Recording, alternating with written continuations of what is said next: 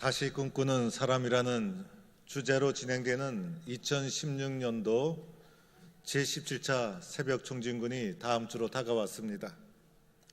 신앙생활에서 기도라는 것은 호흡과도 같은 것입니다. 호흡이 없으면 죽은 사람이고 호흡이 있으면 살아있는 사람입니다.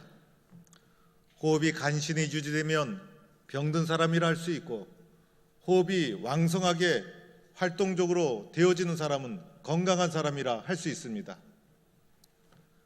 건강한 사람은 두려움이 없습니다. 건강한 사람은 자신감이 있습니다.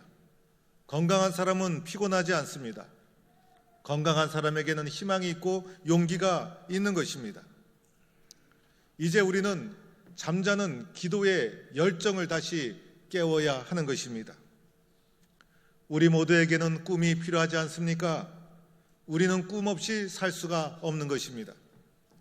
우리는 꿈을 꾸어야 하는 것입니다. 꿈 없이 살아가는 사람은 살아있지만은 죽은 자나 마찬가지입니다. 하나님은 꿈 있는 인생, 꿈이 있는 교회를 사용해 주시고 축복해 주시는 것입니다. 그런데 그 꿈은 기도 없이 이루어질 수 없다는 것입니다. 기도 없이 꿈을 이룬다면 그 꿈은 잘못된 꿈인 것입니다. 그래서 우리의 기도가 회복되어지고, 기도 회복을 통해서 우리의 꿈이 다시 한번 회복되는 역사가 일어나야 되는 것입니다. 오늘 말씀은 예수님께서 벳세다 들판에서 5,000명을 먹이신 사건 직후에 일어난 일입니다.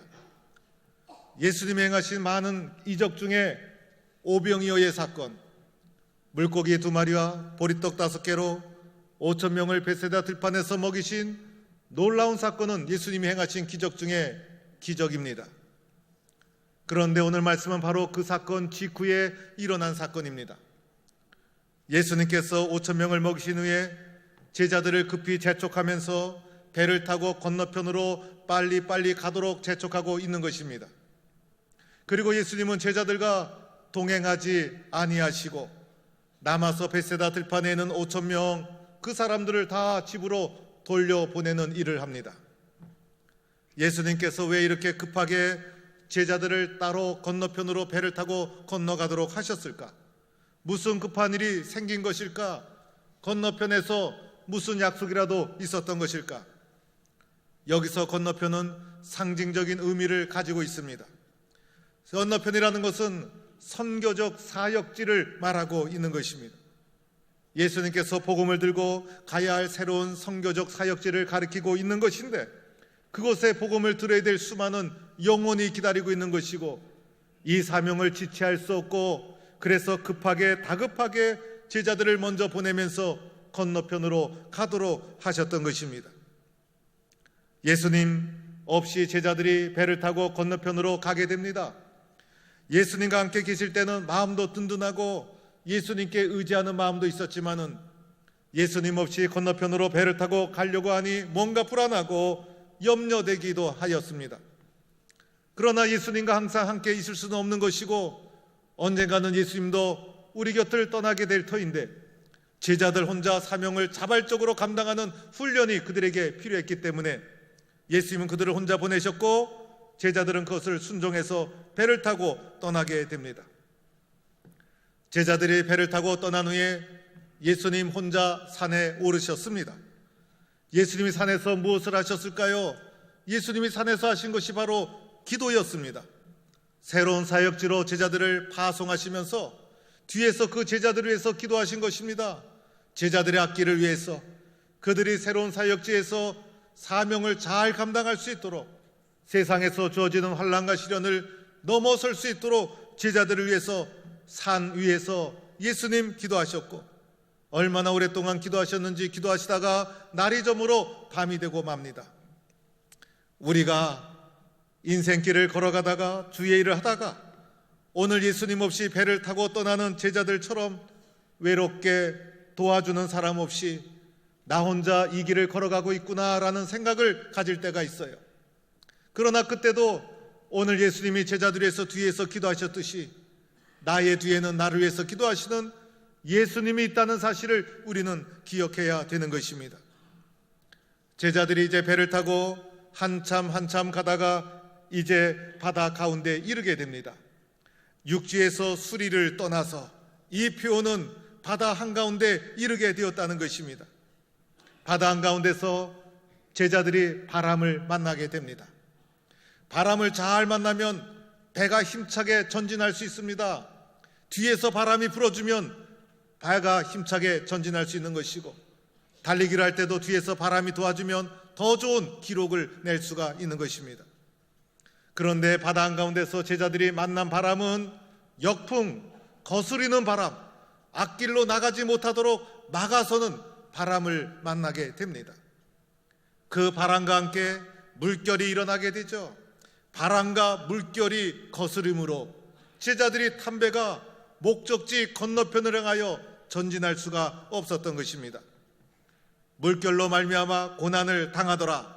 이 말씀은 역풍을 만나서 그 바람과 물결을 헤치고 전진하려고 제자들이 한 마음으로 노를 젓고 힘들게 몸부림쳤지만은 배가 앞으로 전진하지 못하고 파도와 바람과 싸우며 힘겹게 노젓는 제자들의 고난의 모습을 말해주고 있는 것입니다.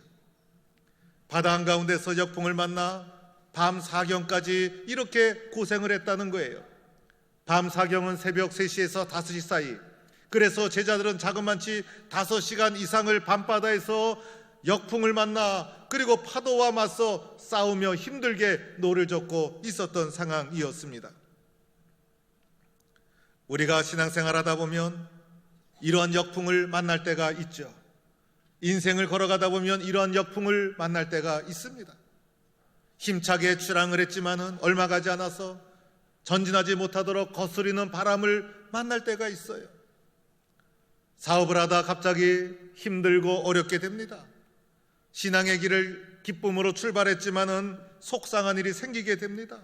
사고가 일어나고 사건이 생기고 상처를 받게 되고 그리고 막아서는 사람을 만나게 되고 우리의 인생의 배가 앞으로 전진해야 되는데 그 길을 막아서는 바람과 물결처럼 역풍을 만날 때가 있다는 것입니다. 바다 한가운데서 앞으로 전진하지 못하고 몸부림치는 제자들의 모습, 바로 우리들의 모습이라 할 수 있습니다. 이때 산 위에서 기도하시던 예수님, 제자들에게 바다를 걸어서 오시게 됩니다. 예수님이 제자들 가운데 오셨다는 것은 역풍을 만나 수고하시는 제자들의 모습을 예수님이 다 보고 있었다는 거예요. 제자들이 수고하면서 예수님 우리에게 찾아와 주세요라고 예수님을 찾지 않았어요. 제자들은 역풍을 헤쳐나가려고 노를 젓고 몸부림쳤지만은 예수님이 그들에게 먼저 찾아오셨다는 것은 예수님이 그 상황을 다 보고 있었던 거예요. 다 보고 있다가 예수님이 그들 가운데 먼저 찾아오신 것입니다. 예수님이 밤바다를 걸어서 찾아오셨을 때 그 예수님을 보고 제자들이 어떻게 해야 됩니까? 예수님 너무나 반가워요. 예수님 얼른 저희들의 배에 올라타세요. 예수님 저희들이 얼마나 예수님을 기다렸는지 아십니까? 예수님 너무나 감사해요라고 하면서 예수님을 얼른 자신들의 배에 올려드려야 되는 것이 마땅합니다. 그런데 의외로 이들이 예수님을 알아보지 못했다는 거예요. 도리어 유령인가 하여 소리를 질렀다는 거예요. 여기서 소리를 질렀다는 것은 엄청나게 무서워서 엄청나게 큰 비명을 질렀다는 거예요. 여러분, 무서울 때가 있죠. 어두운 골목을 나 혼자 지나갈 때 마음이 썰렁할 때가 있어요. 공동묘지 옆을, 요즘은 공동묘지가 거의 없어졌지만 깊은 산골의 공동묘지 옆을 나 홀로 달도 밝지 않은 밤중에 슥 지나간다면, 또 더하여 거기에 대나무 숲이 있어가지고 바람이 샥 불어가지고 으시시한 분위기가 났을 때 혼자 걸어가다 보면 무섭겠어요? 안 무섭겠어요? 무서운 마음이 들어오는 거예요. 놀랄 때 아이고 놀래라, 아이고 깜짝이야, 이건 놀란 게 아니에요. 그건 아무것도 아니에요. 더하여 유령이다, 귀신이다, 이것도 놀란 게 아니에요. 진짜 놀래면요 단어가 안 나와요. 진짜 놀래면 표현이 안 돼요. 그냥 놀래면 아, 깜짝 놀랐는데 뭘 표현하겠어요. 가슴이 착 내려앉고 심장이, 가슴에 붙었던 심장이 저 발바닥 있는 대로 툭 떨어지는 것 같은 깜짝 놀랄 때는 단어가 생각 안 나요.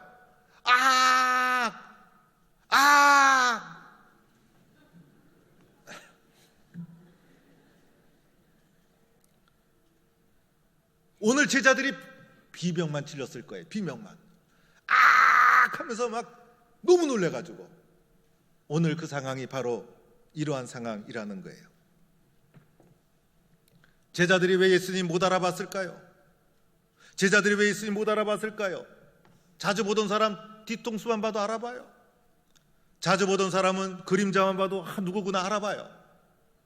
자주 보던 사람은 저 끝에서 나타나도 아이고 저분이 누구구나 대번 알아봐요. 그런데 예수님과 함께 그렇게 오랫동안 다녔음에도 불구하고 알아보지 못한 이유가 무엇이었을까? 밤바다에서 파도 바람 맞서 몸부림칠 때 예수님 조금도 생각하지 못하고 자기 힘 자기 능력으로 그 고난과 시련을 이기려고 몸부림치다 보니 예수님을 까맣게 잊어버린 거예요. 예수님 기억도 하지 못한 거예요.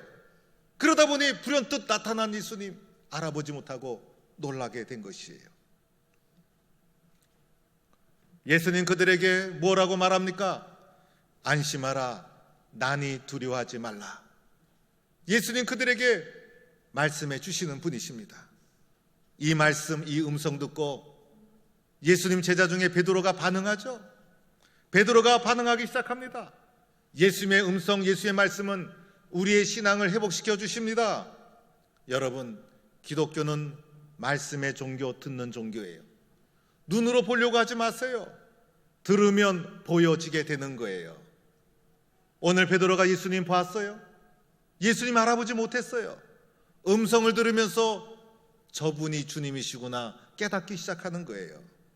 듣고 깨닫고 듣고 믿게 되고 듣고 나면 보여지는 것, 이것이 기독교의 진리인 것이에요. 지금 캄캄한 바다 한복판, 바람이 불죠. 바람 때문에 물결이 일어나죠. 또 물도 안개처럼 튀죠. 배는 기우뚱거리죠. 그리고 아마 달도 밝지 않았을 거예요. 예수님 제대로 보일 리가 있겠어요? 보이는 것 의지해서 말한 것이 아니죠. 말씀을 듣고 듣는 것 의지해서 베드로가 주님 앞에 고백을 하는 거예요. 주여, 만일 주님이시거든 나를 명하사 물 위로 오라 하소서. 주님, 만일 주님이시거든 나를 명하사 물 위로 오라 하소서. 베드로의 이 엄청난 고백, 놀라운 고백 듣고 주님 앞에 고백을 하고 있는 거예요. 말씀을 듣고 저 앞에 있는 주님이 명확하게 보이지 않지만은 말씀을 듣다 보니 주님이시구나. 주님, 만일 주님이시거든 나를 명하사 물 위로 오라 하소서. 놀라운 신앙의 결단을 베드로가 하고 있는 거예요. 믿음은 결단이에요. 믿음은 결단이에요. 우리는 베드로의 결단을 본받아야 되죠. 말씀을 듣고 결단하는 거예요. 말씀을 듣고 다 이해할 수는 없어요. 말씀을 듣고 이것이 진리이구나, 저분이 주님이시구나, 마음속에 감동이 오는 그 순간, 듣는 순간, 들려지는 순간 결단을 하는 거예요. 나는 예수의 사람으로 살겠다. 나는 신앙을 가지고 살겠다. 오늘 베드로가 엄청난 고백을 하잖아요. 주여, 만일 주님이시거든 나를 명하사 물 위로 오라 하소서. 물 위로 오라 하는 말 무슨 고백이에요? 지금 바람이 불고 파도가 치고 이게 보통 물결이 아니에요. 그런데 베드로의 이 고백은 주님, 이 험한 파도로부터 구원해 주실 분은 오직 주님뿐이십니다. 주님은 불가능한 것을 하실 수 있습니다. 주님이 오라 하시면 나는 두려움도 이길 수 있습니다. 주님이 말씀하시면 나는 용기를 낼 수 있습니다. 주님이 함께 하시면 나는 순종할 수 있습니다. 오늘 이 고백 속에는 예수님의 구주 되심을 깊이 있게 고백하는 베드로의 신앙의 고백이 담겨 있는 고백이 되고 있는 것입니다. 여러분, 결단 없이 역사 일어나지 않습니다. 결단 없이 사건이 일어나는 거 아니에요. 결단 없이 주님이 원하시는 새로운 신앙의 세계로 나아갈 수가 없는 거예요. 결단이 있을 때 주님의 놀라운 은혜와 역사를 체험하게 되는 거예요. 베드로가 그냥 훌륭한 사람이 된 것이 아니었죠. 그의 결단이 있었기 때문이에요. 물론 그의 결단 속에는 너무 성급한 결단도 있었어요. 그러나 결국은 그의 결단이 그의 인생의 장점이었어요. 그래서 결국은 주님 앞에 가장 귀한 제자로 쓰여지게 되지 않았습니까? 베드로가 이 결단했을 때 예수님이 베드로의 결단을 들으시고 베드로야 그냥 앉아라 이러지 않았죠. 베드로의 주님을 향한 뜨거운 마음을 예수님은 받아주시고 오라, 예수님이 오라 이렇게 말씀하시는 거예요.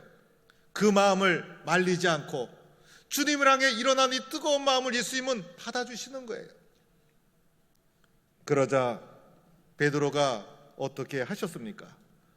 오라는 그 예수님의 도전, 예수님의 부르심에 응답해서 베드로가 주저하지 않았어요. 오늘 말씀해 보니 베드로가 갈등하지 않죠. 비록 흔들리는 배 위에서 바람이 거세게 불고 파도가 물결치는 바다였지만은 그 배에서 내려 물 위로 걸어서 예수께 나아가더라. 할렐루야. 배에서 내리는 도전, 배에서 내리는 모험 보통이 아니죠, 여러분. 이 배라는 것은 험한 바다에서 지금 베드로와 제자들을 지켜주는 마지막 작은 도구예요. 살려면 배를 붙잡고 있어야 돼요. 생명을 유지하려면 배에서 절대 내리지 말아야 돼요. 이 배를 생명처럼 붙잡고 있어야 되는데 베드로는 자신을 지켜줄 것 같은 세상의 그 도구 물질을 내어버리고 그것보다 더 가치 있는 주님의 부르심의 말씀에 순종해서 배에서 내리는 결단을 했다는 거예요. 베드로는 살려고 하지 않았어요. 순종하려고 했어요. 이 믿음의 결단이 놀라운 역사를 가져오게 되죠. 있을 수 없는 사건이 일어나게 되는 거예요. 베드로의 이 결단이 놀라운 은혜를 가져오게 되었다는 거예요. 그래서 베드로는 마침내 예수님처럼 물 위를 걸어가게 되죠.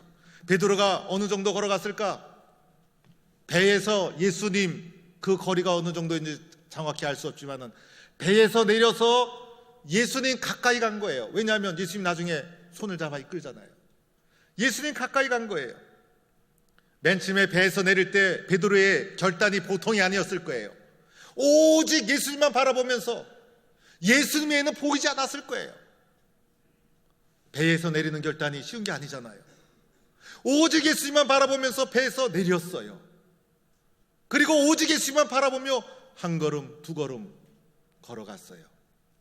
그런데 예수님께 가까이 걸어갈수록 예수님을 향했던 첫 결심, 첫 마음이 약간 해이해지면서 그리고 주님만을 바라봤던 이 분명한 열정이 조금은 식어지면서 베드로의 눈이 예수님을 향했던 눈이 예수님에게서 떠나 바람을 바라보게 된 거예요. 바람을 바라보는 순간 어떻게 되었습니까? 그만 물속에 빠져들고 맙니다.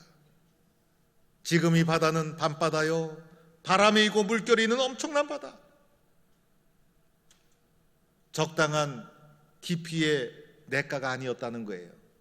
깊이를 형용할 수 없는 엄청난 무시무시한 바다, 그 한복판에서 베드로가 빠져들어갈 때 물에 빠지면 어떻게 됩니까? 죽을 수밖에 없어요. 살아날 수가 없어요. 사느냐 죽느냐의 찰나의 순간에 베드로가 젖어들게 되는 것입니다. 베드로가 길을 가다 넘어진 것이 아니죠. 길을 가다 넘어지면 일어서면 되는 거예요. 그러나 깊은 바다에 빠졌다는 것은 이 놀라운 사건이에요. 사느냐 죽느냐 순간의 문제. 그리고 물에 빠지는 사람이 천천히 빠지는 거 있습니까? 순식간에 쑥 들어가죠.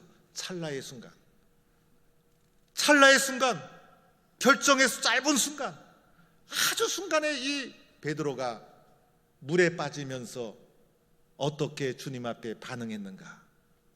오늘 말씀은 베드로가 물 위를 걸었다는 게 말씀의 핵심이 아니에요.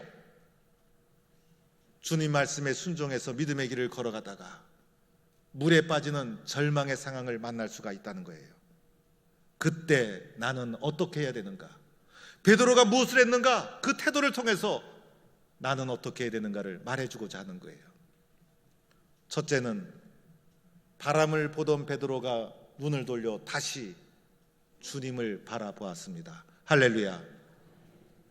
주님을 다시 바라봐야 되는 거예요. 물에 빠져들어가는 사람이 하는 것이 무엇일까요? 주님을 바라보기는커녕 이 눈으로 의지할 널판지는 없는가? 의지할 만한 수출풀은 없는가? 뭔가 보트 같은 게 지나가지 않는가?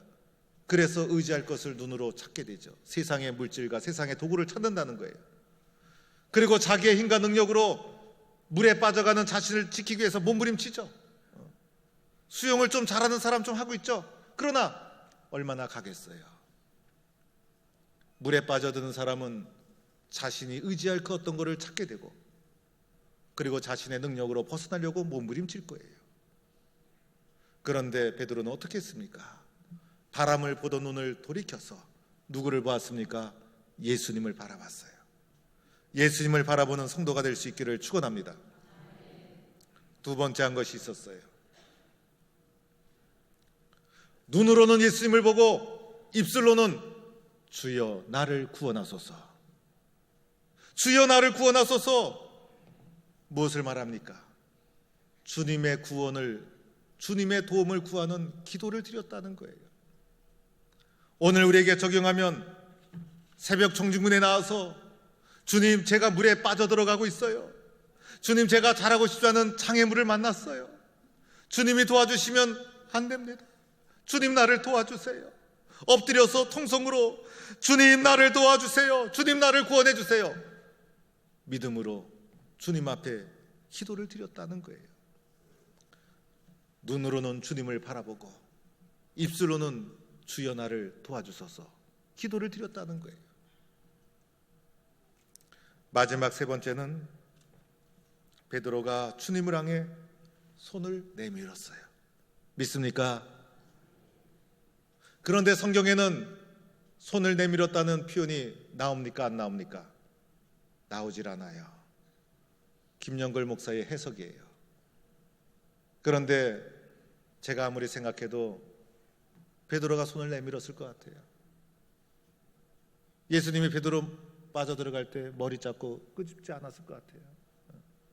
나이 든 사람에게는요, 이 머리가 얼마나 소중한지 몰라요. 또 머리털 얼마 안 남은 사람은 머리가 얼마나 소중합니까? 또 베드로 물에 빠졌을 때 예수님께서 베드로의 옷을 잡고 끄집어내지 않았어요. 예수님이 어떻게 했습니까? 손을 내밀어 잡았다. 그것은 베드로의 내민 손을 붙잡아 준 줄로 믿습니다. 주님여, 이 손을 꼭 잡고 가소서. 약하고 피곤한 이 몸을 폭풍 후 흑암 속 해치사 빛으로 손잡고 날 인도하소서. 할렐루야. 손을 잡으신 거예요.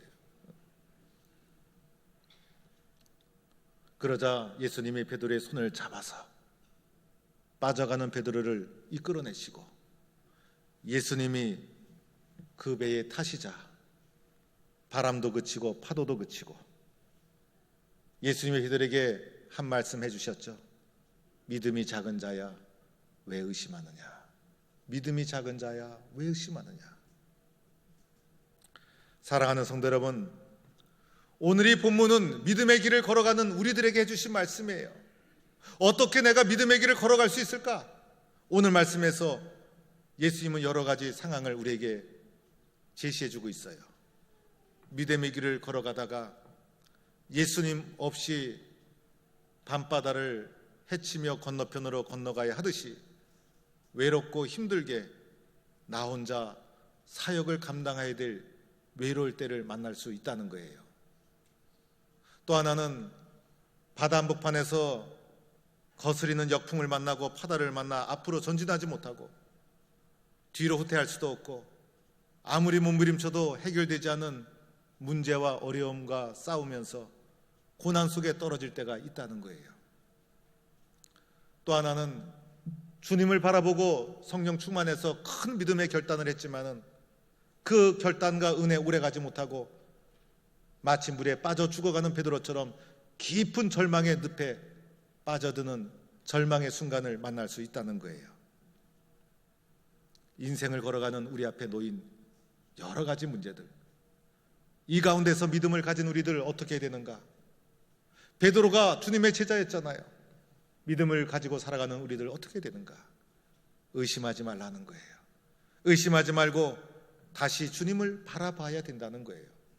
그리고 입술로는 주여 나를 도와주소서, 주여 나를 구원하소서 주님 앞에 기도해야 되는 거예요. 그리고 손을 내밀어 주님 이 손 잡아주세요.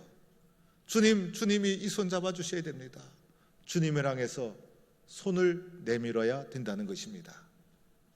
그러면 주님이 내 손을 잡아 일으켜 세워 주실 줄로 믿습니다. 이런 은혜를 체험하는 성도가 되기를 주의 이름으로 축원합니다.